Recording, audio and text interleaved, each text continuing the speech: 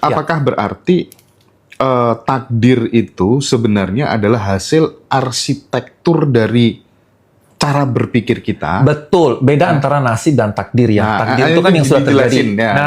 Nasib itu betul. Apakah ditentukan? Ya, memang begitulah.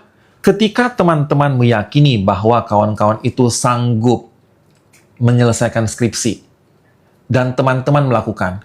Teman-teman melakukan itu kan sebetulnya adalah hasil olah pikirannya kawan-kawan sendiri.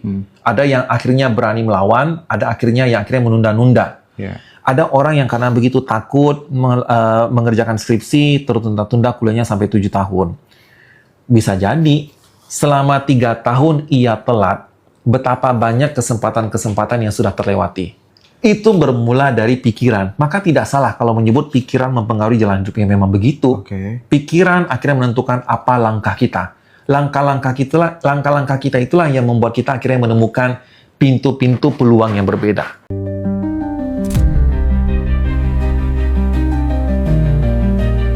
Enlightenment seorang Nabi Muhammad ini kaitannya ternyata sama kemanusiaan gitu.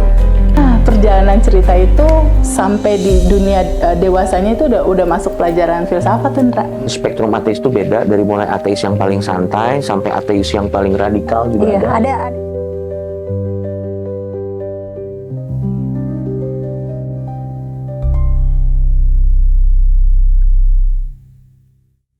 Aku pengen dielaborasi lebih detail lagi, Bang, barangkali. Sebenarnya aku belum mempertanyakan draft pertanyaanku tuh belum aku pertanyakan sama sekali. Serius? Udah selama ini, Bang? Ya udah terus lah. Tapi ini mungkin untuk Februari aja deh. Boleh. Aku menikmati penjelasan Bang. Ini keren banget ya.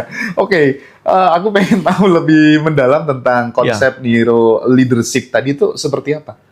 Gini, neuroscience, ilmu tentang saraf. Neuro leadership korelasi dengan saraf. Pertanyaannya sekarang, leadership itu apa? Berbagai macam definisi ada. Tapi berdasarkan pemahaman saya pribadi, membaca dari banyak referensi, saya menemukan satu benang merah. Leadership itu sesungguhnya adalah seni menggerakkan orang untuk mencapai tujuan tertentu. Itu leadership. Dan teman-teman perlu bedakan antara leadership dengan manajemen. Beda antara leader dengan manager. Walaupun banyak sekali kasus-kasus leader merangkap manajer itu ada. Tapi sebetulnya tugas utama itu berbeda. Leader itu tentang manusia. Manajer itu tentang tugas, project. Leadership itu fokusnya adalah bagaimana agar orang-orangnya itu bisa melaksanakan tugas manajemennya dengan baik. Itulah tugas leader. Leader itu make the right things. Manager make the things right. Saya bukan ahli di bidang manajemen, saya ahli neuroscientist, tapi saya memang harus pelajari inilah Bang Hendra. Karena memang itulah yang dikembangkan, neuro leadership. Lalu apa dengan neuronya itu? Ketika menyebut leadership adalah art, seni, menggerakkan orang untuk mencapai tertentu, seninya seni apa? Poin dari seni ini adalah agar menggerakkan orang mencapai tujuan tanpa orang itu sadari. Orang itu tidak merasa digerakkan. Disitulah bermainnya neuroscience-nya itu. Ada yang orang-orang dinamakan sebagai nudge teori lah. Orang-orang digerakkan tanpa sadari, ia digerakkan. Seperti itu. Nah sekarang, yang namanya neuro leadership, seni menggerakkan orang berbasiskan pemahaman cara kerja otak dan perilakunya bagaimana. Dengan paham bagaimana cara kerja otak dan perilakunya, leader diharapkan mampu menggerakkan orang lebih efisien, efektif. Itu maksudnya otak dan perilaku leadernya sendiri? Otak dan perilaku leader, otak dan perilaku timnya. Seperti contoh, memotivasi orang atau membuat aturan. Kenapa kalau kita membuat aturan itu harus hati-hati? Karena aturan itu kalau tidak ada konsekuensi atau disampaikan dengan cara yang tidak tepat, akan muncul konsep reaktans teori di sana. Manusia itu akan melanggar. Manusia akan aturan itu dibuat dan cenderung manusia melanggar bukan gara-gara dia bebaltok. Aturan itu dilanggar karena ketika aturan diterapkan, manusia pada saat itu merasa kebebasannya terenggut. Cara untuk mendapatkan kembali kebebasan yang terenggut lewat aturan adalah dengan melanggar aturannya. Makanya ada istilah aturan dibuat untuk dilanggar. Iya. Seperti itu. Disinilah tantangan leader. Bagaimana ketika menerapkan aturan, ini betul-betul dilaksanakan. Entah itu lewat reward punishment kah, atau lewat dari cara komunikasi yang empatik. Agar mereka melaksanakan tanpa merasa terbebani. Lalu berbicara tentang motivasi. Bagaimana menggerakkan tim agar ia mencapai performa yang bagus. Bicara tentang leadership, hubungan antara leader dengan tim, ada yang namanya transaksional, ada yang namanya transformasional. Menggerakkan tim lewat transaksional gampang, kasih reward and punishment. Semua orang bisa tuh. Semua orang bisa. Tetapi, metode peningkatan motivasi dengan reward and punishment itu selalu berjalan jangka pendek. Cepat naik, tapi cepat turun motivasinya. Bener banget. Tapi yang namanya organisasi itu kan jangka panjang. Iya. Maka yang perlu dilakukan oleh leader, ia tidak Transformasional. transformasionalnya itu. Bagaimana ia bisa menjadikan timnya itu memiliki self-belonging lah. Nah, disitulah mulai yang namanya sharing visi, sharing misi, melakukan bonding dengan melakukan tindakan bersama. Iya. Tujuannya di situ. Tetapi, inilah seninya. Leader itu tidak bisa transaksional talk selama-lamanya, tidak bisa transformasional talk selama-lamanya. Disitulah seninya. Kapan dia harus transaksional, kapan ia harus transformasional, kapan ia memberikan reward punishment, penegakan aturan, kapan ia menyampaikan itu secara empatik agar mudah dipahami. Macam-macam seperti itu. Itulah konsep dari neuro leadership yang dikembangkan. Memang leadership konvensional, tetapi deep-nya adalah mereka tahu apa yang terjadi, kenapa terjadi, bagaimana proses terjadinya, yang itu menjadikan strateginya lebih efisien, efektif, lebih presisi. Dan ini long term. Long term, betul, seperti itu. Oke. Nah, menarik ya tentang neuro leadership gitu ya. Ya. Jadi mungkin next episode kayaknya perlu diperdalam lagi gitu teman-teman ya. Apa itu Boleh. neuro marketing, neuro leadership gitu. Banyak hal lah ya yang perlu digali dari Bang Edmi ini gini. Aku pernah dengar Bang Edmi kalau katanya sistem atau cara kerja, kita kan pernah dengar yang namanya mikrokosmos, makrokosmos gitu ya. Saya tuh suka bingung lah Bang dengan istilah kosmos, Gini aja deh, gini aja. bukan metalurgi, metafisika ya, tapi boleh gimana Bang? Kata apa tuh namanya? Ada beberapa tokoh ya bilang bahwa cara kerja otak sebenarnya mirip dengan cara kerja semesta gitu. Oleh sebab itu, maksudnya alam semesta gitu. Nggak tahu itu dari setnya apa enggak gitu. Makanya kan diajarkan jika kemudian pikiranmu selaras dengan perasaan, dengan tindakan, maka itu semesta juga akan menjawab dan lain sebagainya. Ada penelitiannya nggak sih kalau cara kerja otak sistem yang ada di dalam kepala kita itu mirip dengan cara kerja alam semesta? Bang Hendra, ada satu hal yang betul-betul diajarkan oleh guru saya, Profesor Eiji Watanabe. Dia supervisor saya dan juga kepala departemen bedah saraf waktu itu. Dia bilang begini, Edmi, saintis itu, akademisi itu, salah boleh, bohong jangan. Nah sekarang, pertanyaan Bang Hendra. Saya harus jujur jawab Bang, saya nggak tahu itu. Kaitan antara apa yang terjadi di otak dengan semesta akan berjalan selaras. I'm so sorry Bang, saya tidak bisa menjawab karena saya betul-betul tidak mengerti konsep itu. Dan ketika orang berkata nanti pikiran selaras dengan tubuh, perasaan, nanti alam semesta mendukung. Harus hati-hatinya di sini adalah ketika saya pribadi, personal, menjelaskan sesuatu, itu setidaknya adalah sesuatu yang bisa dipertanggungjawabkan, referensinya dari mana. Disitulah bedanya antara ilmu dan pengetahuan. Bedanya ilmu dan pengetahuan itu adalah sesuatu hal yang sudah menjadi wawasan umum kita. Tetapi pengetahuan itu belum bisa disebut sebagai ilmu jika itu tidak pernah diujikan. Diujikan dengan metode-metode saintifik, baik ilmiah maupun etis. Oke lah, ketika ada orang berkata korelasi antara aktivitas otak dengan perasaan, saya harus bertanya terlebih dahulu yang dimaksud dengan perasaan di sini apa? Mungkin korelasi antara gelombang otak dengan frekuensi nafas, frekuensi jantung itu mungkin make sense.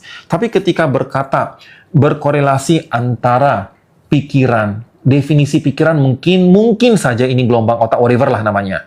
Lalu selaras dengan semesta. Pertanyaan saya sebagai akademisi, apa indikator semesta di sini? Apanya yang dinilai? Makanya saya sendiri pun juga kalau ditanya ada nggak artikelnya, saya pun pertanyaan pertama adalah bagaimana sih cara ia mengukur variabelnya semesta itu dan bagaimana membuat komparasinya. Oke.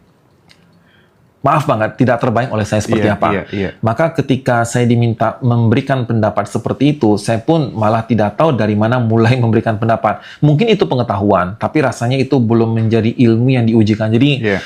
saya tidak bisa mengomentari. Yang bisa saya komentari seperti yang ada pembuktian yang agak lucu-lucu ya. Ketika orang berkata bisa mengetahui karakteristik seseorang melalui jempol, sidik jari. Iya. Itu kan sudah jelas hoaxnya ya. Iya. Otak itu bisa berkembang, sidik jari kagak. Kalau sidik jari bisa berkembang, satu orang melakukan kejahatan di tahun 2010, tahun 2025 ialah melakukan lagi kejahatan, kan nggak ada gunanya lagi sidik jari. Iya, iya, Kalau iya. benar sidik jari itu bisa berkembang sesuai dengan Oke, otak. oke. Nah, ini menarik Bang. Di satu sisi, perilaku adalah variabel yang bisa selalu berubah waktu ke waktu. Dihubungkan dengan sebuah variabel yang tidak akan berubah dari waktu ke waktu. Ini kan udah jelas tidak ada match-nya. Kita langsung menyebut itu hoax. Lalu bicara tentang otak dan juga alam. Korelasi variabelnya yang mana ya? Di situ saja sudah mulai muncul pertanyaan. Oke, oke. Dan saya tidak komentari ya Iya, dengan iya, orang-orang yang menyebut kosmos-kosmos. Itu saya tidak tahu, Bang. Saya mau komentari tentang otak dan alam lah kira-kira. Tadi gitu. Bang, kembali soal apa yang ketika kemudian otak kan bisa berkembang ya. Betul. Neuron tuh bisa berubah bentuk dan koneksi yang bikin berubah itu kan karena apa? Pengalaman yang Betul. berbeda, terus kemudian setiap pikiran dan emosi itu kan bisa meninggalkan jejak fisik gitu. Nah, apakah berarti takdir itu sebenarnya adalah hasil arsitektur dari cara berpikir kita? Betul, beda antara nasib dan takdir ya. Nah, Takdir itu kan yang sudah terjadi. dijelasin, ya, jelaskan sebenarnya. Nasib itu betul. Apakah ditentukan? Ya, memang begitulah. Ketika teman-teman meyakini bahwa kawan-kawan itu sanggup menyelesaikan skripsi dan teman-teman melakukan. Teman-teman melakukan itu kan sebetulnya adalah hasil olah pikirannya kawan-kawan sendiri. Ada yang akhirnya berani melawan, ada akhirnya yang akhirnya menunda-nunda. Ya. Ada orang yang karena begitu takut mengerjakan skripsi, tertunda-tunda kuliahnya sampai 7 tahun. Bisa jadi, selama 3 tahun ia telat, betapa banyak kesempatan-kesempatan yang sudah terlewati. Nasib bisa berbeda toh. Makanya tidak salah jika menyebut nasib seseorang sangat dipengaruhi oleh pola pikir. Oke. Saya tidak tahu Bang Hendra di awalnya. Lalu saya merasa khawatir, saya nggak kenal orangnya, ngapain saya datang diundang oleh Ngaji Roso ini. Kita tidak pernah tahu ada kesempatan saya bisa share keilmuan seperti ini. Nasib berusaha berubah. Bisa jadi gara-gara saya tidak mau ikut dengan Ngaji Roso, karena saking khawatirnya, tidak mau mencari informasi lebih dalam. Makanya saya tanya sama Kak Dinda. Kak Dinda, tolong share ke saya contoh-contoh podcastnya. Oke, saya pelajari. Akhirnya saya memutuskan. Kalau saya tidak mengambil, jangan-jangan saya sekarang sedang berada di mall. Iya. Sedang menghabiskan duit saya membeli entah apa-apa. Beda nasib toh. Iya, oke.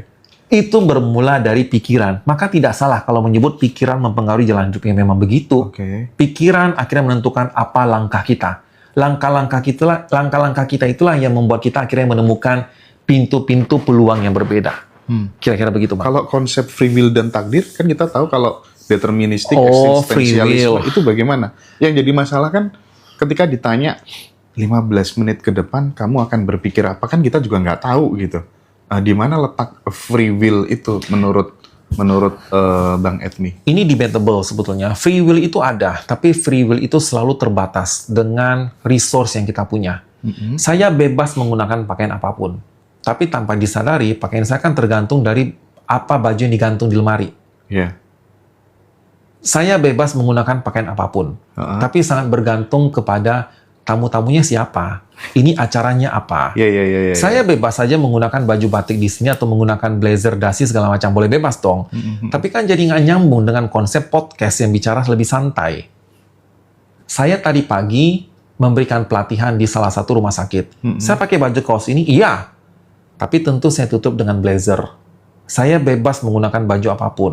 Tapi yang namanya kebebasan selalu ada ruang lingkup batasannya. Jadi ketika ada orang berkata free will itu ada. Adakah? Benar. Apakah free will terbatas? Betul terbatas. Oke. Maka ada rentang di sini. Tidak ada yang namanya free will absolut. Tidak ada yang namanya keterbatasan absolut. kita selalu bermain di tengah-tengah ruang itu. Kita hendak mau ngapain di 15 menit ke depan, kita boleh berpikir bebas. Tapi siapa tahu ternyata nanti liftnya itu ada masalah. Who knows? Nggak ada yang tahu. Kira-kira begitulah, Bang. Oke.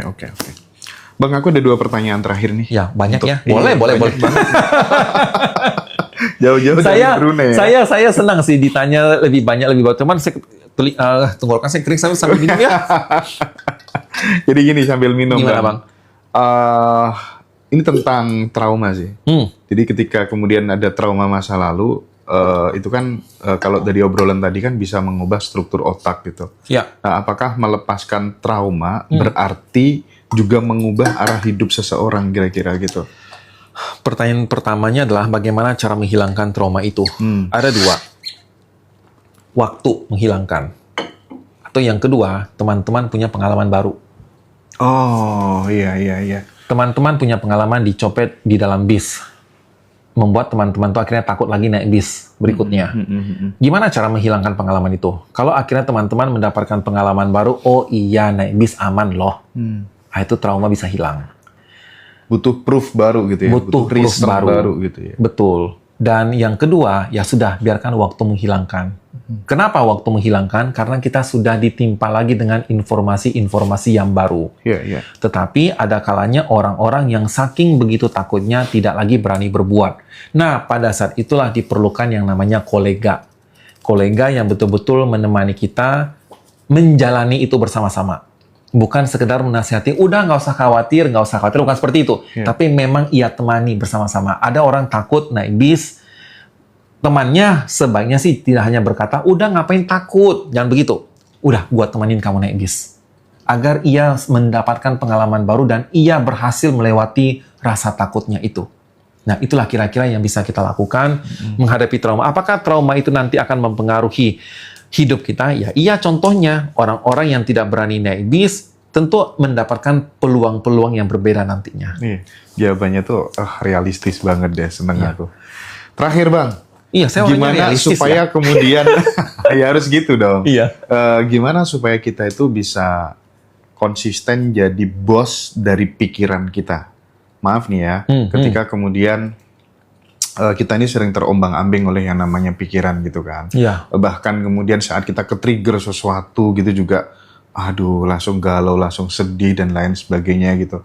Nah, supaya kita bener-bener jadi bos itu kan bisa mengendalikan, bisa menyetel pikiran kita, stay of awareness gitu loh. Ya. Jadi kita bener-bener, sekarangnya lagi rame orang bicara soal menjadi penyaksi, buat kesadaran murni dan lain sebagainya gitu. Nah, apa mungkin respon dari Bang Edmi ya tentang kesadaran yang menyaksikan pikiran, kesadaran yang menjadi bos dari pikiran sehingga tidak larut ke dalam pikiran itu sendiri gitu. Nah, itu gimana, Bang? Saya, ucapan Bang Hendra Borsari mengingatkan saya kepada cuplikan film lah, Shawshank Redemption kalau nggak salah judulnya ya, yang katanya I'm the captain of my fate kalau nggak salah judulnya ya. Kalau nggak salah itu cuplikannya, Morgan Freeman yang menyebut itu tuh. Pertanyaan menarik sih ini.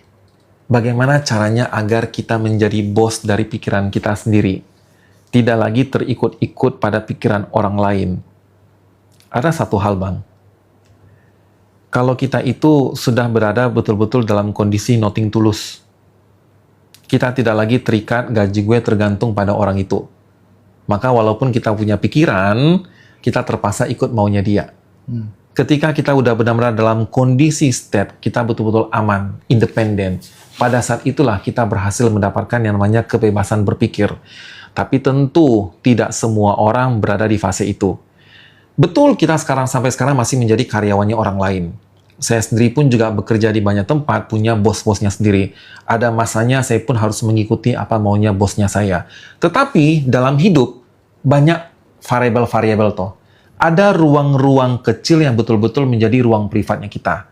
Teman-teman perlu pahami, ketika berbicara hendak menjadi bos pada pikiran sendiri, bos kita pun juga punya bos yang lain lagi, lebih gede lagi. Maka dari awal jangan berpikir luas seperti ini.